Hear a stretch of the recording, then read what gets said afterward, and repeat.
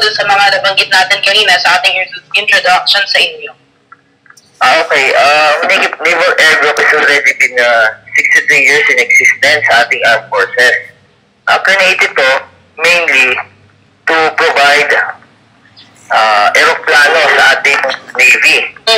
Kasi ang design po ng ating mga aeroplano dito sa Navy is para sa pandagat talaga. And what made us distinct sa ating Philippine Air Force, bukod sa ating aeroplano ay design para sa dagat, kami po ay mayroong established procedure na sinusunod sa pag-ooperate together with our ships.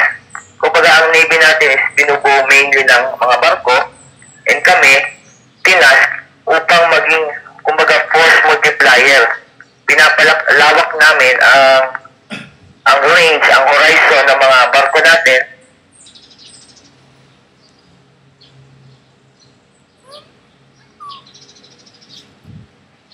in order for them to be more effective.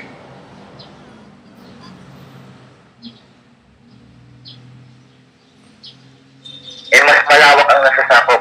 Kumbaga kami, siyempre nasa impapawid kami, marami ang aming nakikita, and then pag nagko-communicate kami sa pagpamakondisyon ng mas mabilis, mas efficient. Okay. So yan pala, force multiplier ang Naval Group ng Philippine E. Kumbaga sa US din ito, Lieutenant Brian, nakikita ninyo up above, yun pong mga ships natin na naglalayag. Di ba? Okay. Continue po aming communication sa kanila na kumbaga tulungan po kami sa pag-achieve ng vision ng Navy. Okay. So ano naman ang vision ng Naval Air Group, Lieutenant Brian C? Of course, ngayon, ang vision po namin is to be able to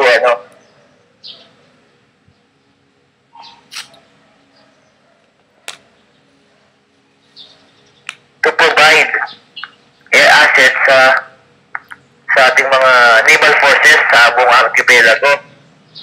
So, kami po ang inisaroon ng capability for our maritime nation to be proud of the Philippine Navy. Actually, that is support to the Navy. That's great. So, Lieutenant Brian C., gusto ko lamang pong alamin mula po sa inyo, yung gano'n dito sa cancellation, yung pong acquisition ng attack helicopters, kayo ba na-apektuhan mo rito? Actually, Miss Jo, hindi po kasi kami familiar, hindi kami credible to say anything about that. Kasi po kami po ay end user lamang. Okay. Ang nagpaplano po ng mga acquisition namin ay yung nasa higher headquarters po. Okay, so lagot kayo. Ato naman sa